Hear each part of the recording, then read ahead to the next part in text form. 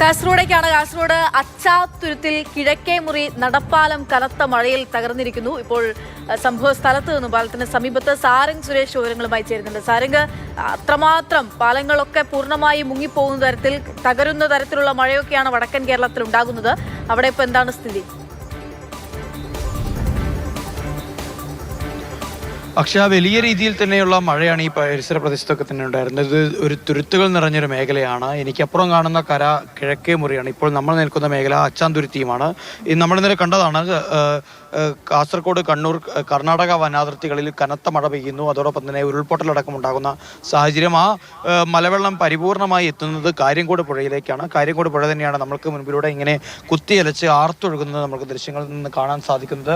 അതിൻ്റെ ഭാഗമായി വനമേഖലയിൽ നിന്ന് വലിയ തോതിലുള്ള മരങ്ങളടക്കം കടപുഴകി ഒഴുക്കിൻ്റെ ഭാഗമായി ഇങ്ങോട്ടേക്ക് പുഴയിലേക്ക് നീങ്ങിയിരുന്നു. അത് ഇപ്പോൾ വലിയ രീതിയിൽ നടപ്പാലങ്ങളിലൊക്കെ തന്നെ ഇടിച്ചാണ് ഇപ്പോൾ നടപ്പാലം പരിപൂർണമായി തകരുന്നൊരവസ്ഥയുണ്ടായത്. ആളുകൾക്കിപ്പോൾ വലിയ സഞ്ചരിക്കാനൊക്കെ തന്നെ വലിയ പ്രയാസമുണ്ടാകുന്ന ഒരവസ്ഥയിലേക്ക് കാര്യങ്ങൾ മാറിയിരിക്കുന്നു. കാരണം വാഹനങ്ങളൊന്നും തന്നെ കടന്നു പോകുന്ന പാലമല്ലെങ്കിൽ കൂടി ആളുകൾ പെട്ടെന്ന് അങ്ങോട്ടും ഇങ്ങോട്ടും എത്തിപ്പെടാനും അതോടൊപ്പം തന്നെ സ്കൂൾ കുട്ടികൾക്ക് അടക്കം ഏറ്റവും സ്കൂളുകളിലേക്ക് എത്താനടക്കം ആവശ്യമായി ഉപയോഗിച്ചിരുന്ന ഒരു പ്രധാനപ്പെട്ട വഴിയായിരുന്നു ഇത്. കിഴക്കേ മുറിയിലെ താമസക്കാരായിട്ടുള്ള സ്കൂൾ കുട്ടികൾ അച്ചാന്തുരുത്തി സ്കൂളിലെ സ്ഥിതി ചെയ്യുന്ന സ്കൂളിലേക്ക് അടക്കം എത്തിയിരുന്ന വഴിയാണിത്. അതോടൊപ്പം തന്നെ ആളുകൾ ജോലിക്കടക്കം പോയിക്കൊണ്ടിരുന്ന ഒരു വഴിയാണ്. തൊട്ടടുത്തുള്ള ആരോഗ്യ കേന്ദ്രങ്ങളിലേക്കൊക്കെ തന്നെ എത്താനുണ്ടായിരുന്ന ഒരു വഴിയാണ്. അതാണ് ഇപ്പോൾ ആ ഒരു നടപ്പാലമാണ് ഇപ്പോൾ ഇങ്ങനെ തകർന്നിരിക്കുന്നത്. നമ്മൾക്ക് കാണാം വലിയ രീതിയിലുള്ള തകർച്ച തന്നെയാണ് സംഭവിച്ചിരിക്കുന്നത്. ഇപ്പോൾ നാട്ടുകാരൊക്കെ തന്നെ നമ്മളോടൊപ്പം ചേരുന്നുണ്ട്. ചേട്ടാ, ഇത് ഇങ്ങനൊരു മഴ ആദ്യമായിട്ടാണോ? 2018 ശേഷം ഇത്രയല്ല ശക്തമായ മഴ ഇപ്പാണ് വരുന്നത്. ഇതെപ്പോഴും എങ്ങനെ ഇവിടെ വെള്ളം കയറി തുടങ്ങി? ഇപ്പോൾ ഇന്ന് രാവിലേക്കാണ് ഇത്രയും വെള്ളം കാണുന്നത്. ചുറ്റുപാട്ടിലും വെള്ളം കയറിയിട്ടുണ്ട്. ഈ ഭിത്തി ഇല്ലകൊണ്ട് കുറച്ച് വെള്ളം ഇതായാലും സ്കൂളിൻ്റെ ഭാഗത്തും പൂർണ്ണമായിട്ടും വെള്ളത്തിൽ മുങ്ങി കിടക്കുകയാണ് ചെയ്യുന്നത്. ഇതിപ്പോൾ അപ്പുറത്തേക്ക് കിഴക്കേമുറിലേക്ക് പോകണമെങ്കിൽ ചുറ്റി പോകേണ്ടി വരും. കിഴക്കേമുറി പോകണം, എരിഞ്ഞിൽ പാലം കടന്ന് വളഞ്ഞു പോകണം. അപ്പോൾ ആസ്പത്രിയും എല്ലാം പോകേണ്ടതുണ്ട്. കാര്യയിലാണ് ആശുപത്രി പോകണം, വളഞ്ഞു തിരിഞ്ഞു പോകണം, കുറേ ദൂരം പോകണം. ഇതിലാണെങ്കിൽ അച്ചന്തുരുത്തിക്കാർക്ക് എളുപ്പമുള്ള വഴിയാണ്. സ്കൂൾ കുട്ടികൾ ഇങ്ങോട്ട് വരാനും പോകാനുള്ള വഴിയും കൂടിയാണിത്. അതാണ് തകർന്നിരിക്കുന്നത്.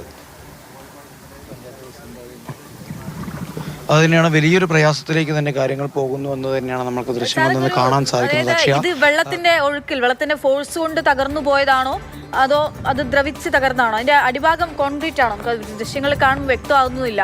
അവർ പറയുന്നു ഇന്നലെയൊക്കെ ഇതിലും അധികം വെള്ളം ഉണ്ടായിരുന്നു. അക്ഷയ, ഇത് കോൺക്രീറ്റ് തൂണാണ്. ഞാൻ നേരത്തെ സൂചിപ്പിച്ചിരുന്നു വലിയ തോതിൽ മരത്തടികൾ തന്നെയാണ് മലയോര മേഖലകളിലെ വനങ്ങളിൽ നിന്ന് ഈ മലവെള്ളപ്പാച്ചിലിൻ്റെ ഭാഗമായി തീരദേശ മേഖലകളിലേക്ക് വ്യാപകമായി എത്തിയത്. അങ്ങനെ അതിശക്തമായി എത്തിയ ഒഴുക്കിൻ്റെ ഭാഗമായി ഉണ്ടായ മരത്തടികൾ തട്ടിയാണ് ഇപ്പോൾ പാലത്തിൻ്റെ കാര് തകരുന്നൊരവസ്ഥയുണ്ടായത്. അതിൻ്റെ ഭാഗമായി തന്നെ നടപ്പാതയടക്കം ഇപ്പോൾ താഴേക്ക് തകർന്നു പോകുന്നൊരവസ്ഥയാണ്.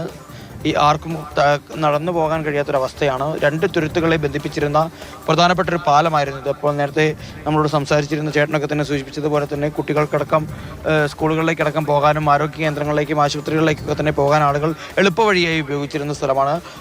ഈ ഒരു നടപ്പാത പരിപൂർണമായി ഇപ്പോൾ തകർന്നതോടെ മറ്റൊരു വഴിയിലൂടെ ഏറെ കിലോമീറ്ററുകൾ ചുറ്റി വളഞ്ഞ് ആവശ്യങ്ങൾക്കായി മറ്റിടങ്ങളിലേക്ക് പോകേണ്ട ഗതികേടിലേക്ക് അല്ലെങ്കിൽ അത്തരത്തിലൊരു സാഹചര്യത്തിലേക്ക് നാട്ടുകാർ മാറിയിരിക്കുകയാണ്. ഇപ്പോൾ പഞ്ചായത്ത് അധികൃതരടക്കം എത്തി ഇവിടെ നാട്ടുകാരുമായി ചർച്ച ചെയ്തുകൊണ്ടിരിക്കുകയാണ്. എന്തെങ്കിലും തരത്തിലുള്ള ഒരു ബദൽ സംവിധാനം ഒരുക്കുന്നതിനെ കുറിച്ചൊക്കെ തന്നെയുള്ള ചർച്ചകൾ ഇവിടെ പുരോഗമിച്ചുകൊണ്ടിരിക്കുന്നു. വീട്ടിലേക്ക് ഉൾപ്പെടെ വെള്ളം കയറാനുള്ള സാധ്യത ഭൂപ്രദേശം കാണുമ്പോൾ നമുക്കത് തോന്നുന്നു. പലയിടം വീടുകളിലായിട്ട് വെള്ളം കയറിയിരുന്നു എന്നുള്ള കാര്യം നേരത്തെ അവിടെ നിന്ന് സംസാരിച്ച ആ ചേട്ടൻ അത് സൂചിപ്പിക്കുകയും ചെയ്തിട്ടുണ്ട്.